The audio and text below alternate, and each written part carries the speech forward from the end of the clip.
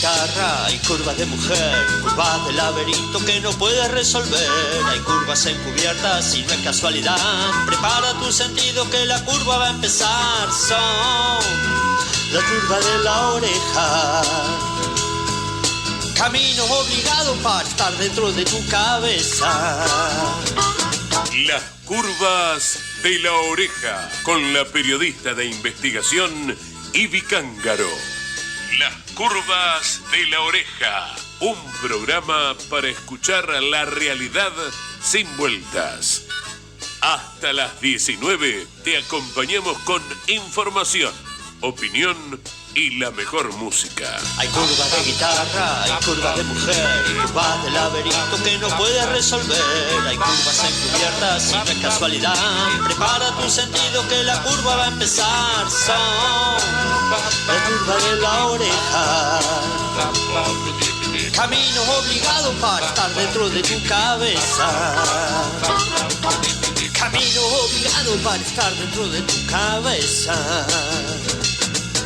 Camino obligado para escuchar las curvas de la oreja. Buenas tardes, amigos. Aquí estamos para compartir una nueva tarde en Radio Rebelde con las curvas de la oreja. Mi nombre es Ivi Cángaro, estoy transmitiendo desde Tandil, pero con esto de la tecnología todo puede hacerse fácilmente. Y vamos a estar juntos hasta las 19 horas en este domingo tan particular de este año 2023, año de elecciones.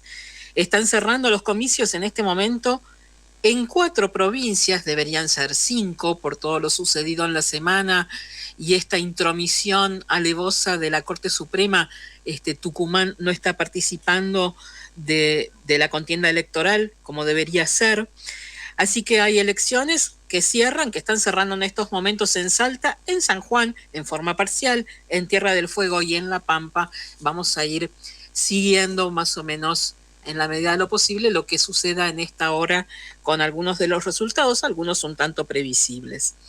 Vamos a aprovechar el tiempo que tenemos en las curvas de la oreja de hoy para hablar, ustedes saben, de lo que a mí en general me desvela desde siempre o desde hace mucho tiempo y que intento investigar y difundir, y que tiene que ver con el avance de la derecha en toda Latinoamérica de un tiempo largo, de unos 40 años a esta parte, podríamos decir, y específicamente en Argentina, con total voracidad y desenfado en los últimos tiempos, ¿no?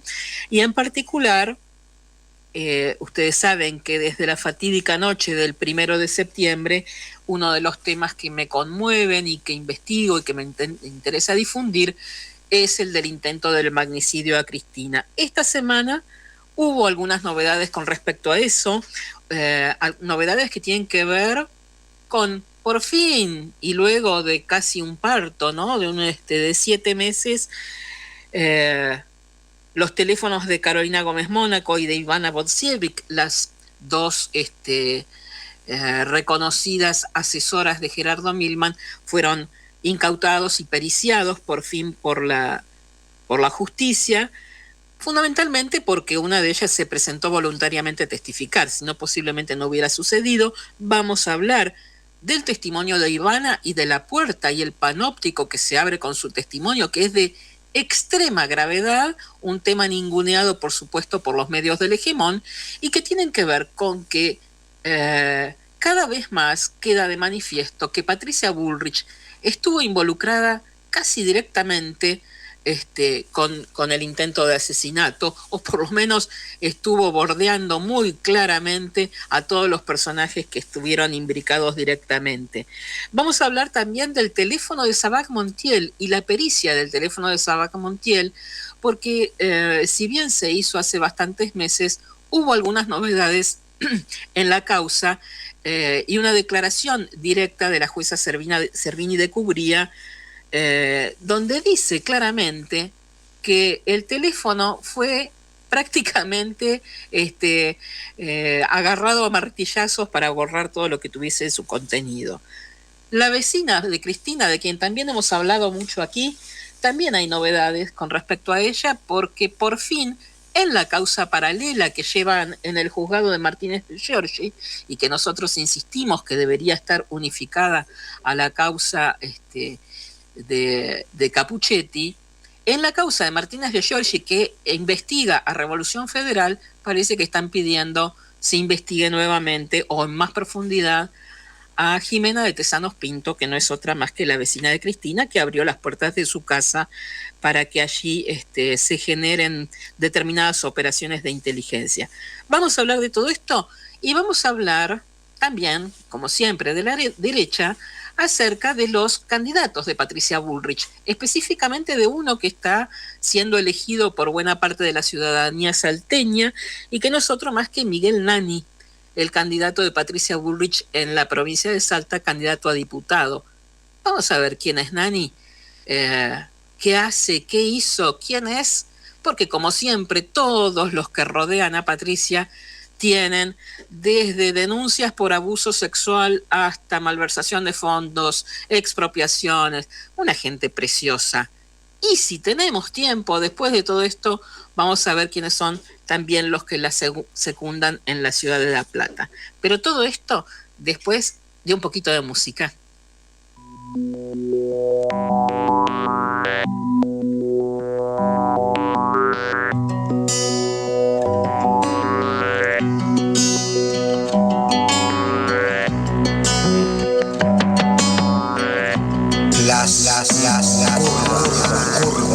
Curva de la oreja. Las curvas de la oreja. Hoy se respira viento sur, ese que nace del frío. Horno de barro calienta el sol de los lugares perdidos. Vuelve la calma de tu voz con la corriente del río. Manto de cielo sobre el tendal, deje tu nombre y el mío. Campo de colores se cubre en tu luz. Deja la lluvia caer, riega los suelos del sur. Moja la nueva cosecha que vendrá.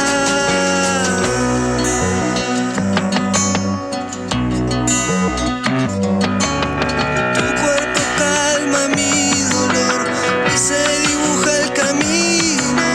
Mantra de cielo sobre el tendal, deje tu nombre y el mío. Hoy se respira viento sur, ese que nace del frío.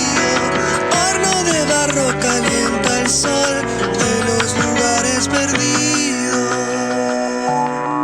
Campo de colores se cubre en tu luz. Deja la lluvia caer, riega los suelos del sur.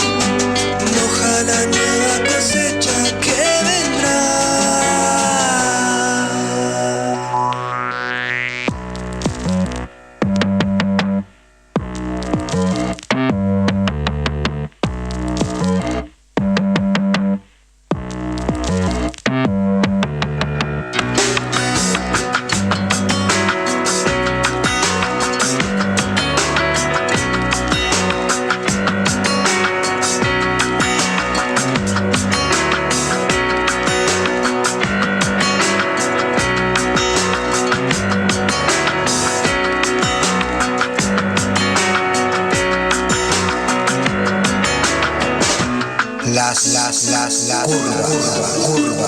Curva de la oreja. Las curvas de la oreja.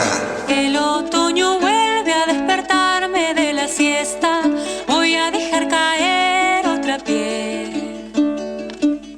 Camino en espiral, donde me iré a encontrar.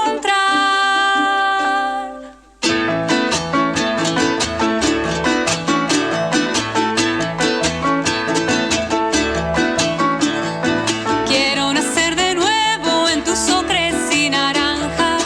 Voy a dejar caer otra piel. Camino en espiral, donde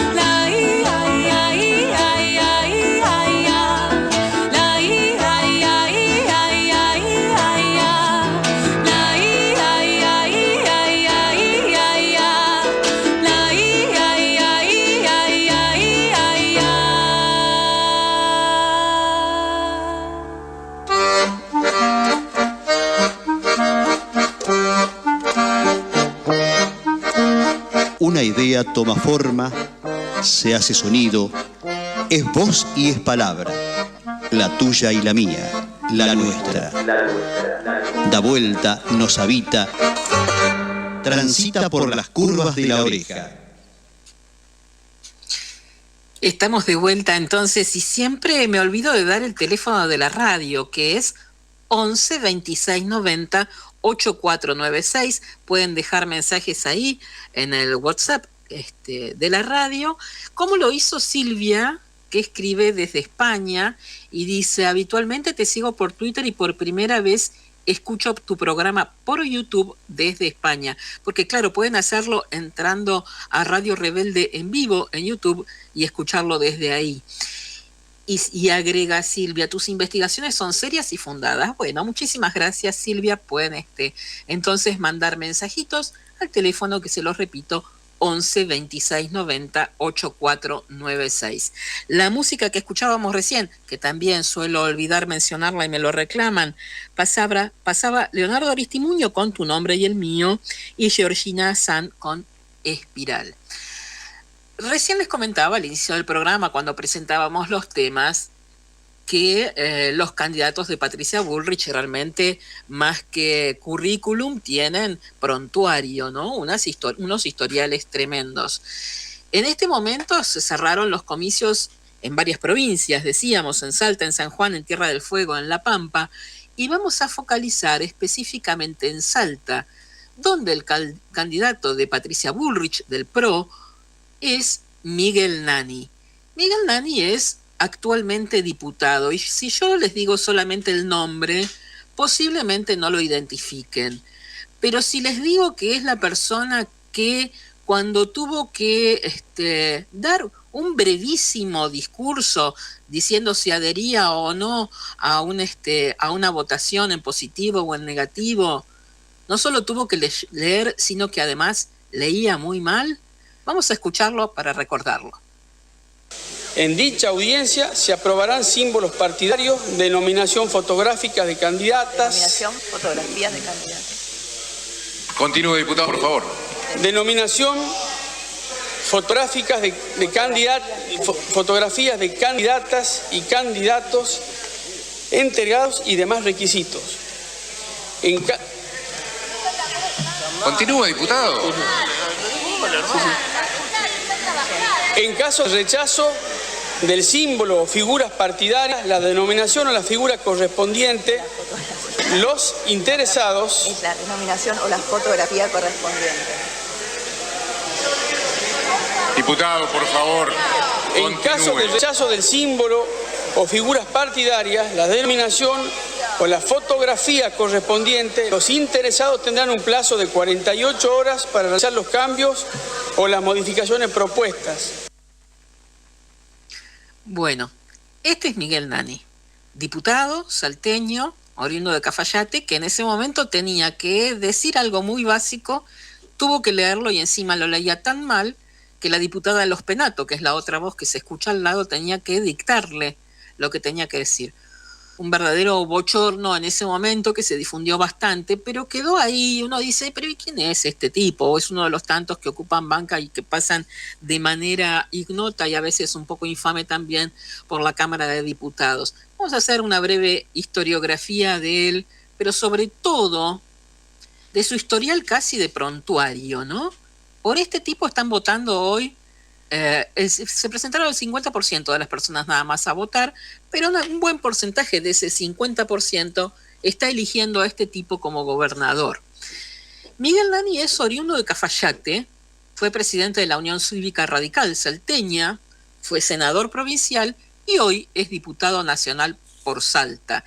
Quienes usan Instagram van a ver que en el Instagram oficial de Patricia Bullrich, la semana pasada, hay un video donde justamente ella lo presenta como su candidato, donde ella aparece ahí cabalgando entre el monte y demás, ¿no? Una cosa muy, muy telúrica.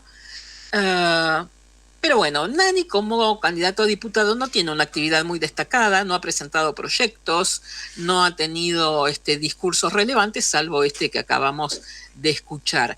Lo que sí tiene son muchas denuncias y vamos a empezar por la primera, ¿les parece? Que tiene que ver con malversación de fondos.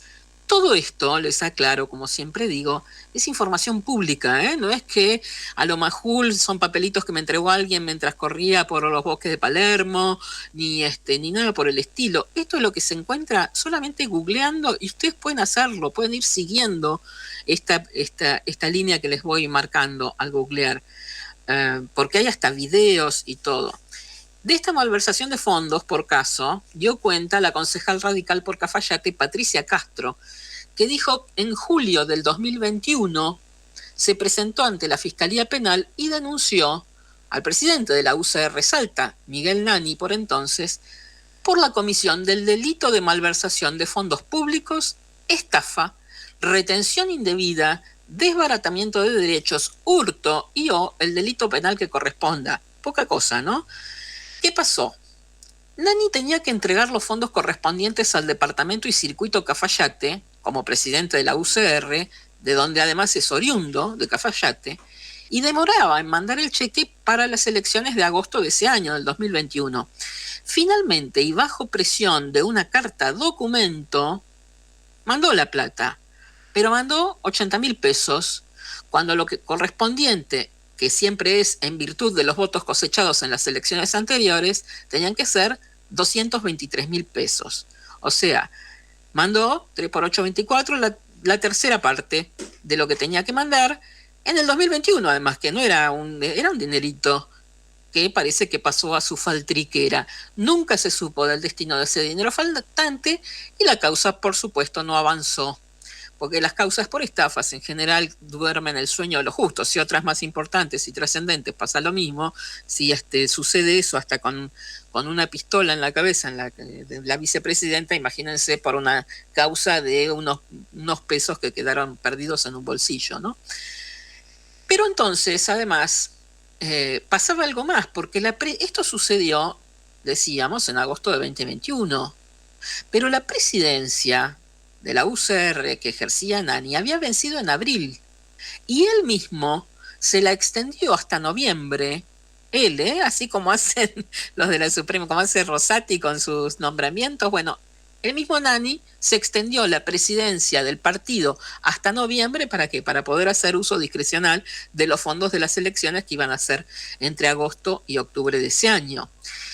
Por estas irregularidades, la sede de la Unión Cívica Radical fue allanada por la justicia y por la policía en marzo del 2022 y todo eso es público. La filmación del allanamiento está en YouTube, está en Facebook, se puede buscar claramente y generó además un tremendo escándalo en el seno del partido.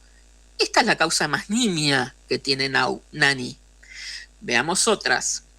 Tiene una causa por desalojo y apropiación de una estancia. Y la historia es un poco compleja, pero es interesante y también se puede buscar solo googleando. Resulta que hay un matrimonio conformado por Julia y Guillermo López que residía, tendríamos que decirlo casi en pasado, y explotaba una finca de 1.538 hectáreas también en Cafayate. Pensemos que es la localidad de origen de Nani, ¿no? Esta finca pertenece a la familia López desde 1869. Los que conocemos esas zonas, esa región, Salta, Jujuy, Catamarca, y Santiago del Estero y demás, sabemos que estas fincas tienen posesiones y escrituraciones de muy larga data y a veces un tanto indemostrables en papeles, ¿no? Pero bueno, suelen suceder. Hay algunos campos que se llaman comuneros incluso y demás. Esta finca pertenecía a la familia López desde 1869 y los papeles son públicos. Ya les digo, googleando se pueden encontrar, yo los vi. En febrero de este año, y ante el requerimiento de Eduardo Serrano, quien dice ser también propietario de la finca, la justicia ordenó el desalojo de la familia López y la expropiación del inmueble, una medida que fue apelada, está siendo apelada, ¿no? Pero bueno, desde 1869 estaba en la familia López. Este año se presenta un tipo, Eduardo Serrano, que dice que la finca es de él, y a toda velocidad, a super velocidad, la justicia dijo, muy bien, entonces que la familia López se vaya y expropiemos todo. Serrano, porque ese es el punto, ¿quién es este tipo Eduardo Serrano?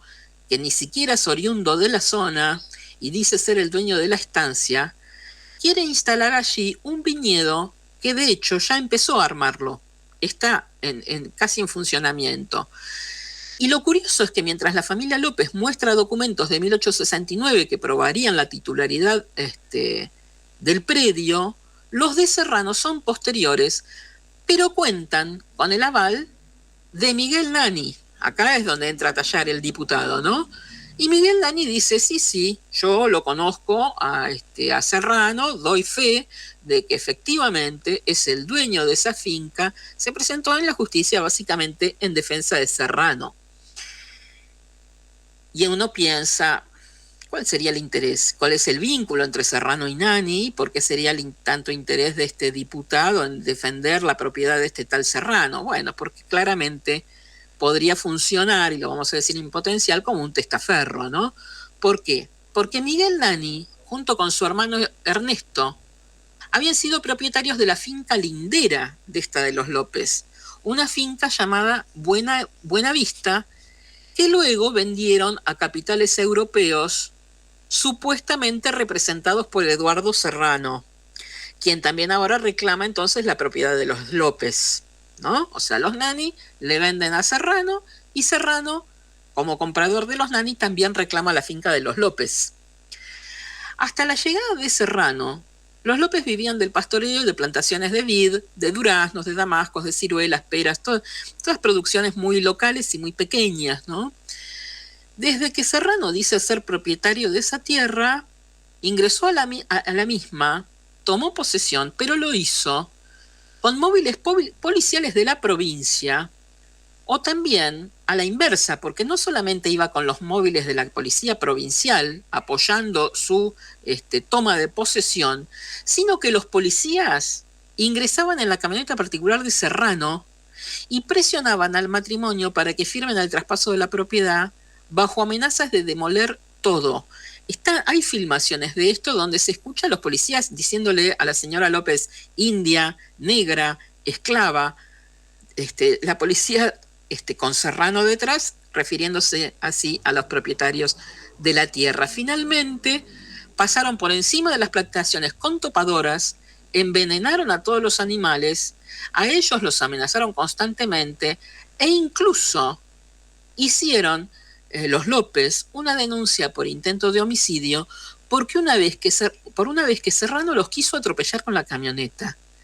Y lo curioso es que en todo momento, ante la justicia, Miguel Nani se presenta como testigo de Serrano, avalando todos estos sucesos, diciendo que es mentira y demás, y apañando lo que Serrano diga y haga, con la connivencia clara de la policía, pero veamos también que de la justicia. ¿Por qué?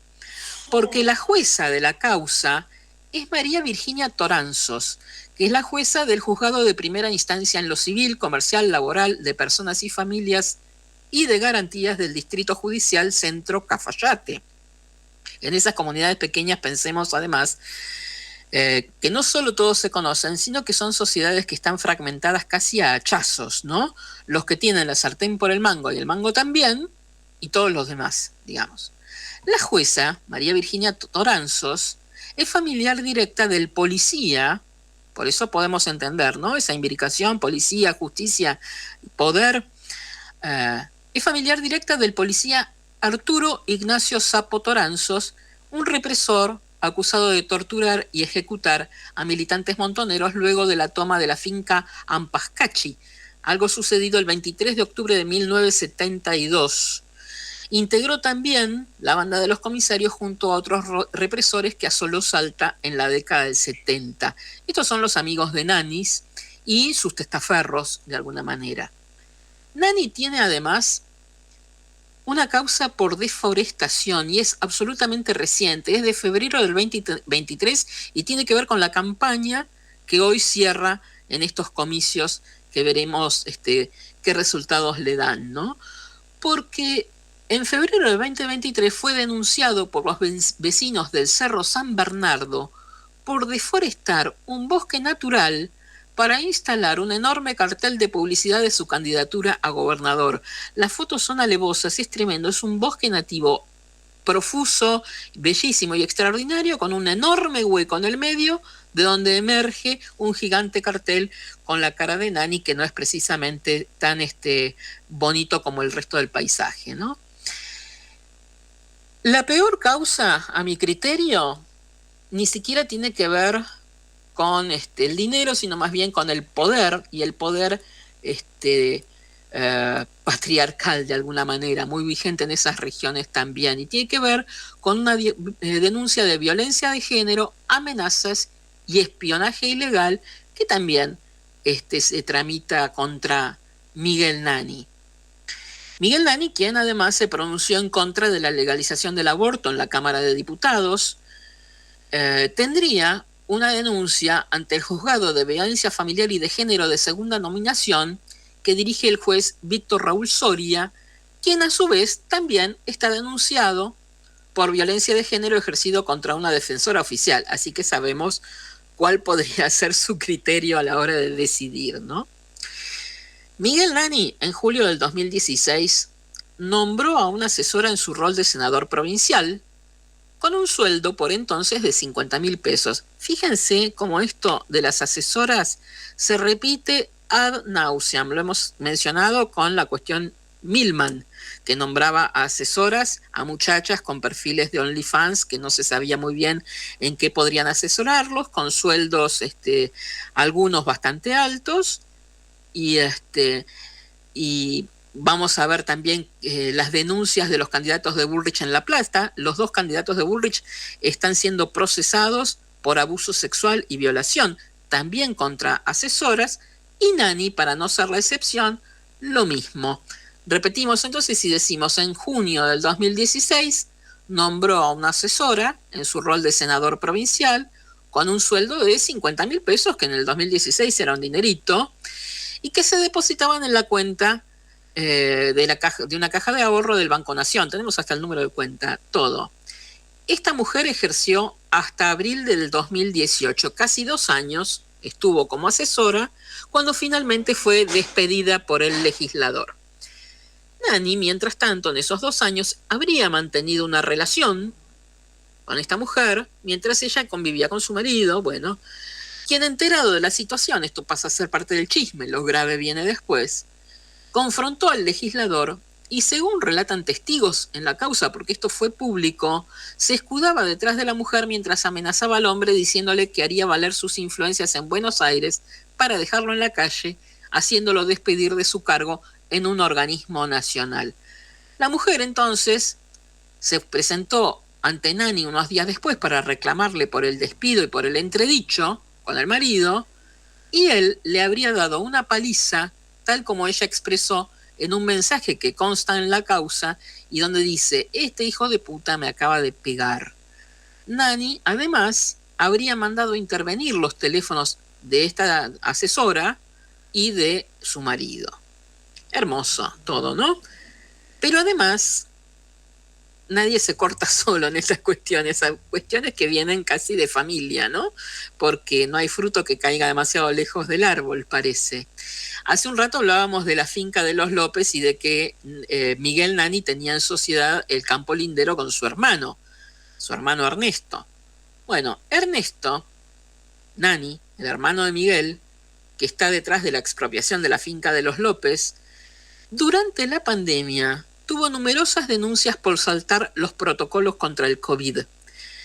Porque son, como decíamos, estos capangas de comunidades del norte que se manejan de esa manera, ¿no? Son ellos y todos los demás.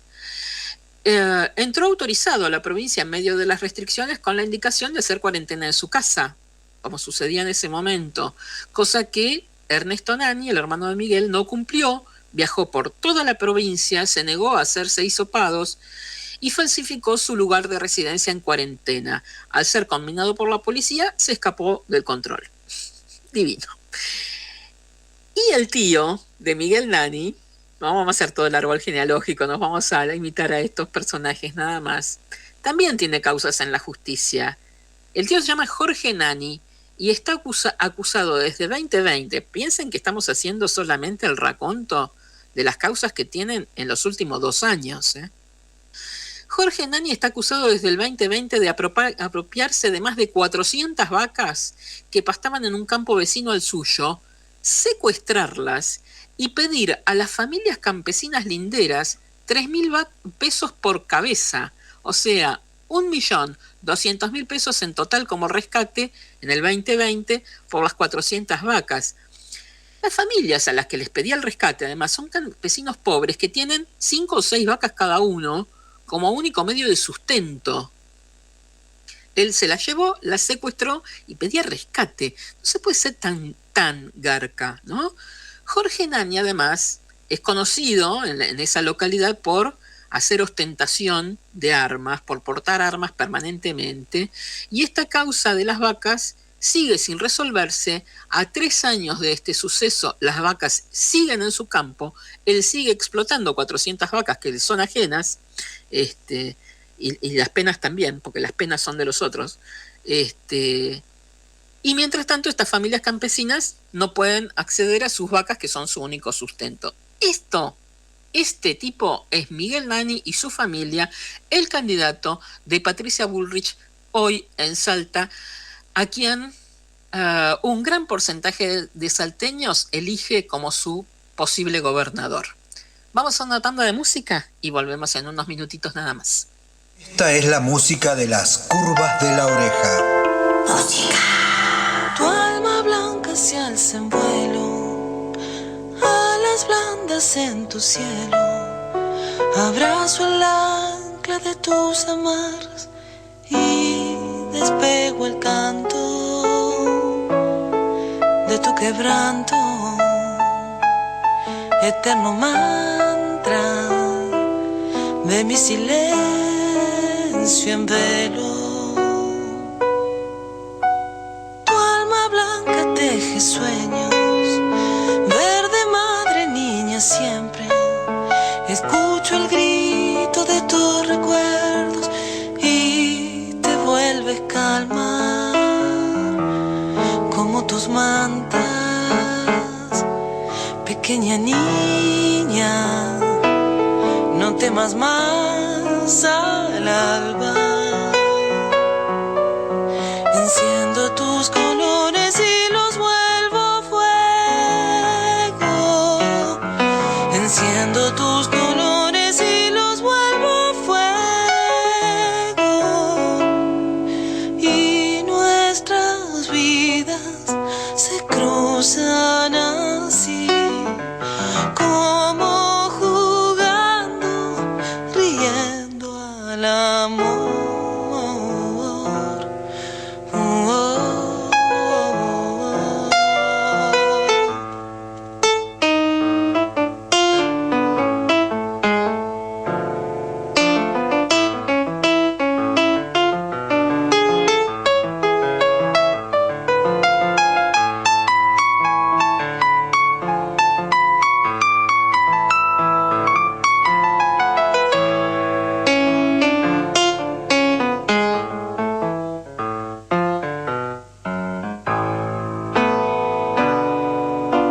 Tu alma sueña en lejanías, luces lilas y violetas.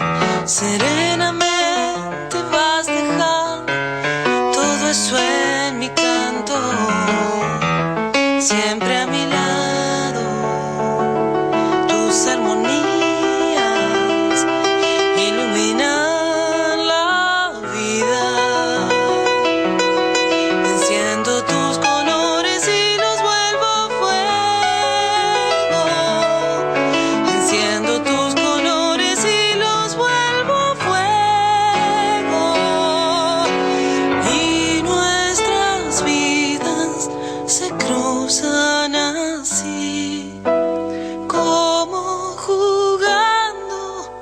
sonriendo al amor.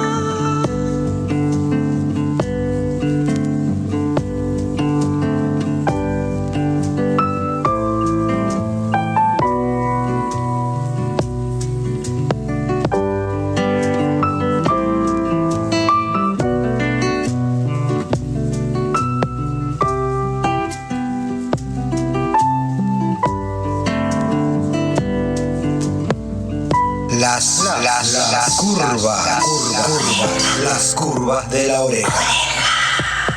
¿Cómo haré con esta pena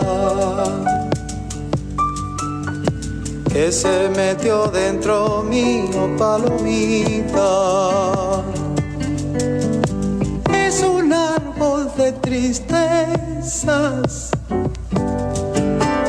que florece con el vino. Ay, vidita, como un mito de cigarro, se van las cosas vividas por los años. Hay coplas que no se olvidan, amores y despedidas, desengaños.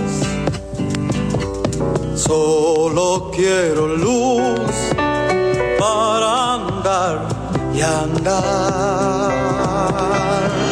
Mezclado entre nubes voy a encontrar mi soledad.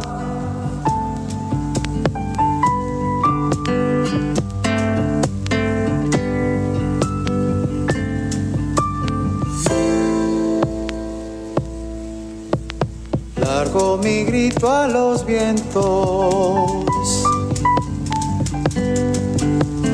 a olvidarme de tu olvido entre sueños, a solas con mis recuerdos, tu distancia y mi camino a los cerros. ¿Cómo haré con esta pena? Hoy canto pa' desangrar la palomita. ¿Dónde enterrar el cariño? Y donde mis esperanzas, ay, vidita. Solo quiero luz para andar y andar. Mezclado entre nubes voy a encontrar mi soledad.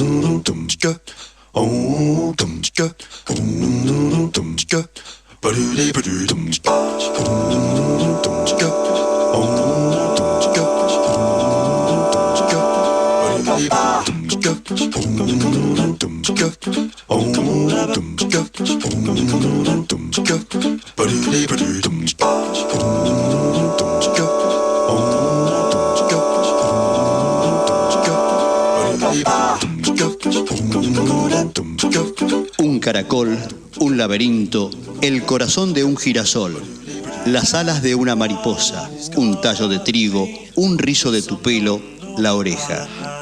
Todo es parte de una misma secuencia. Todos somos parte de lo mismo.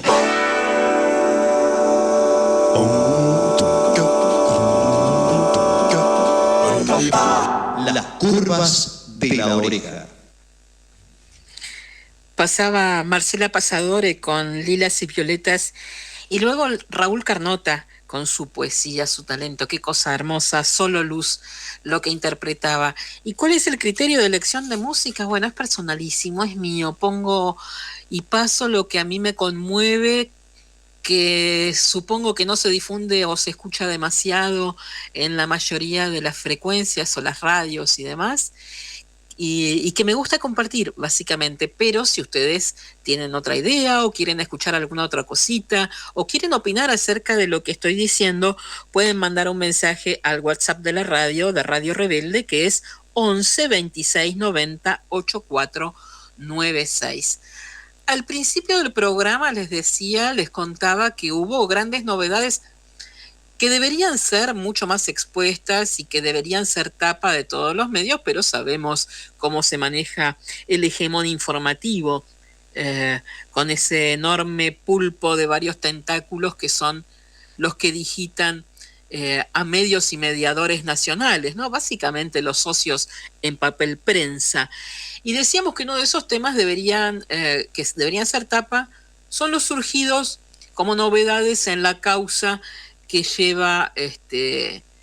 lleva muy lentamente y a cuentagotas en la investigación del intento de asesinato de Cristina Kirchner.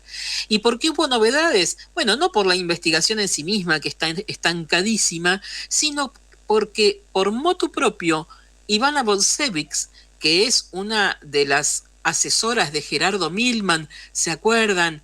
Que estuvo aquella tarde en el bar Casablanca, el que hace un bar muy prototípico de gran rosca política que está haciendo esquina con el Congreso de la Nación. Bueno, en ese bar, el 30 de agosto se sentaron en una mesa Gerardo Milman como diputado con dos de sus asesoras, Carolina Gómez Mónaco e Ivana Bolsevic, y ahí entre risas y con voz casi de orgullo, Milman dijo: cuando la maten yo estaré rumbo a la costa. Recuerdan que esto fue escuchado por Jorge Abelo, el asesor del diputado Marcos Clery, que cuando sucede el intento de magnicidio asocia ideas, dice: pero yo lo escuché a Milman hablando de que cuando la mataran iba a estar rumbo a la costa. Hoy Milman está en Pinamar e intentaron matar a Cristina. Le escribe a Marcos Clery, a su jefe, el diputado, y finalmente aportan esto a la justicia.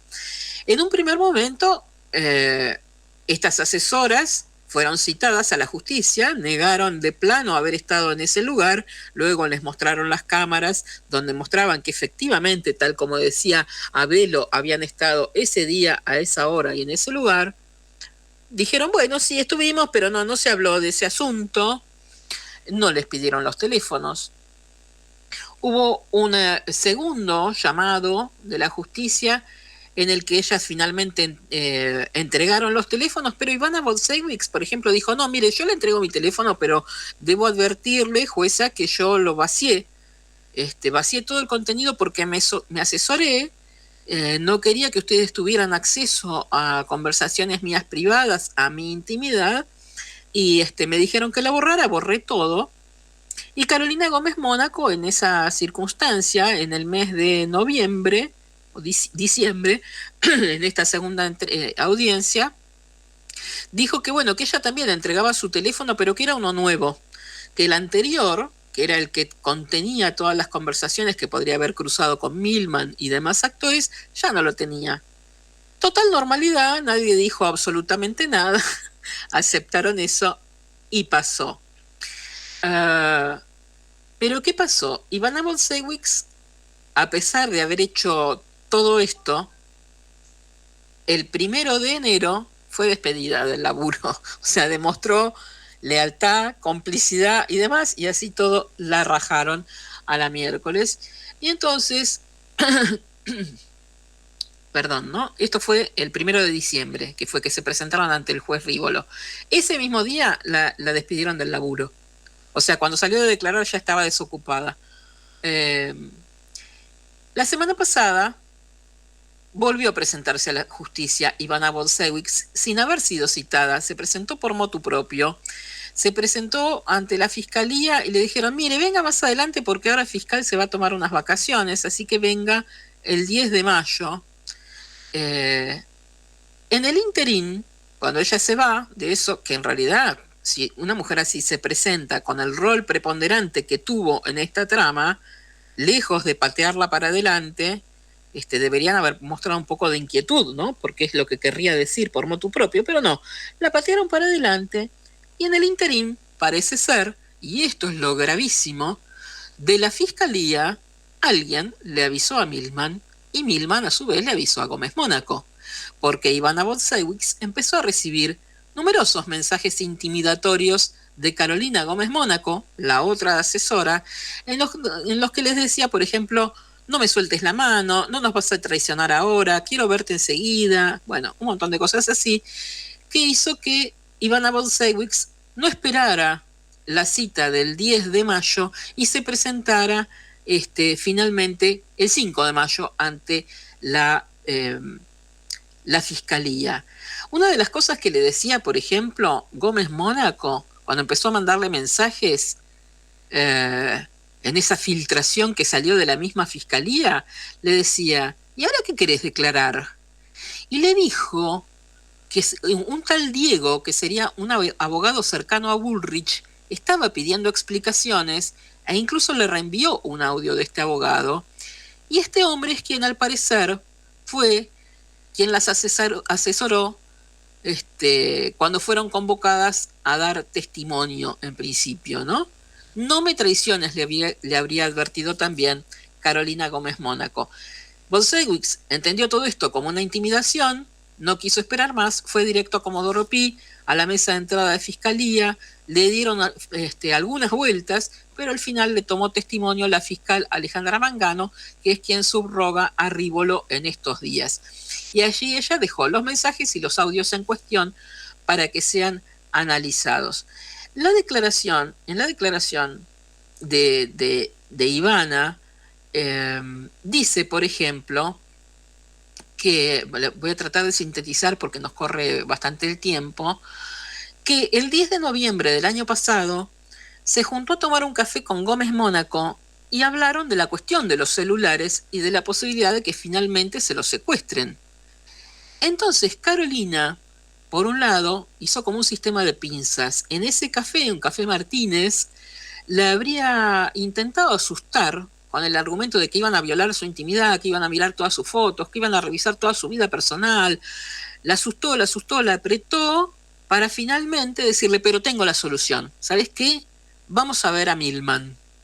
Y entonces ahí mismo se toman un taxi, o el subte o algo, creo que el subte dice inclusive, y se fueron hasta Avenida de Mayo 953.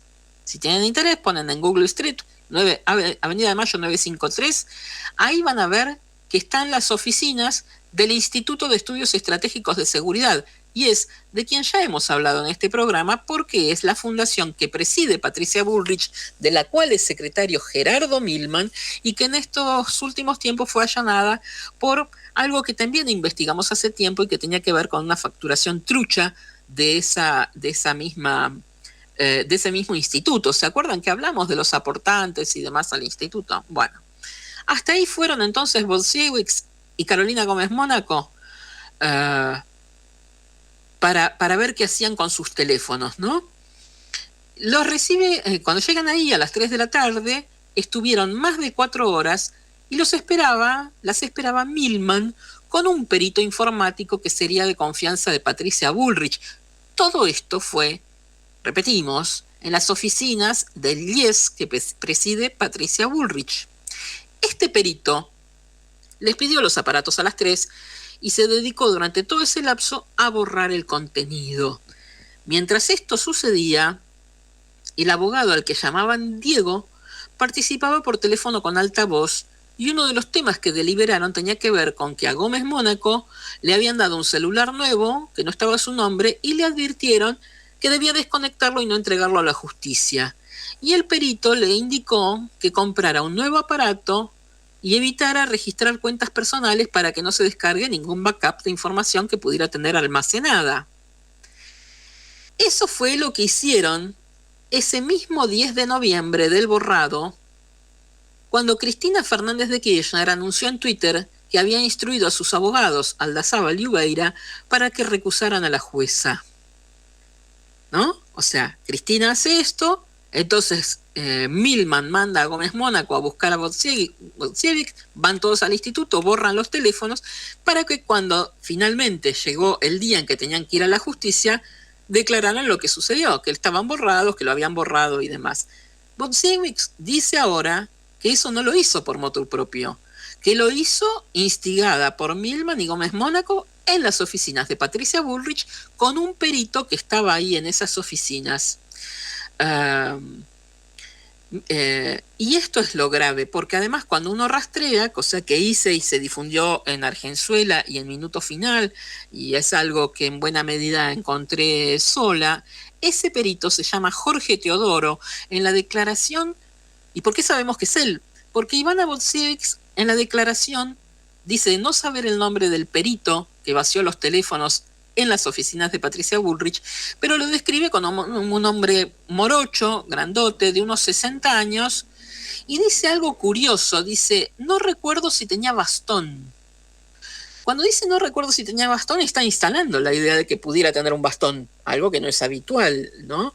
Posiblemente haya hecho ese comentario porque alguien le preguntó o porque no sabía si decirlo o no, pero es sugerente la forma en que plantea la cuestión del bastón. Y entonces me puse a revisar quiénes podían integrar esa institución en la parte de tecnología, y también me puse a revisar si alguno de ellos había estado en el Ministerio de Seguridad cuando Milman y Patricia Bullrich estuvieron allí. Y efectivamente ahí es donde aparece Jorge Teodoro, que es este famoso perito que parece ser que es quien vació el contenido de los teléfonos y que ahora tendría que estar ya citado en la justicia porque claramente fue parte de un andamiaje de entorpecimiento de una investigación, de borrar pruebas para una investigación. Jorge Teodoro tiene 69 años, es el ingeniero electromecánico, trabajó muchísimos años en IBM, fue también gerente general de BGH, y lo importante es que en enero del 2016 entró al Ministerio de Seguridad como director de informática y en el 2018 ascendió a director nacional de tecnología de ese mismo Ministerio de Seguridad, donde la ministra era Patricia Bullrich y el viceministro o algo por el estilo era Gerardo Milman. Y a partir de 2019, cuando dejan de ser gobierno, pasa a ser asesor independiente en tecnología y comunicaciones como integrante del Instituto de Estudios Estratégicos y Seguridad, la fundación de Patricia Bullrich. Jorge Teodoro usa bastón, además. Así que claramente es este personaje que podemos ver sus fotos en sus redes sociales y demás. Nos queda, como siempre, un montón de material fuera del horario que iremos desarrollando sin prisa, pero sin pausa, en las ediciones subsiguientes de Las Curvas de la Oreja, porque ahora nos tenemos que ir cantando bajito. Son las 18:59 y ahora nomás, a las 19, empieza un nuevo programa en Radio Rebelde, que es Volver a los 17 con Leonardo Cofré. Así que los invito a quedarse en el dial escuchando a este nuevo compañero. Nosotros nos encontramos el domingo que viene, si Dios quiere, a las 18 para recorrer nuevamente Las Curvas de la Oreja. Hasta el domingo que viene. Por hoy se nos terminó el programa. Nos despedimos sin más vueltas. Son la curva de la oreja. El próximo domingo a las 18 nos encontramos acá en Radio Rebelde para seguir recorriendo Las Curvas de la Oreja. Camino obligado para escuchar las curvas de la oreja.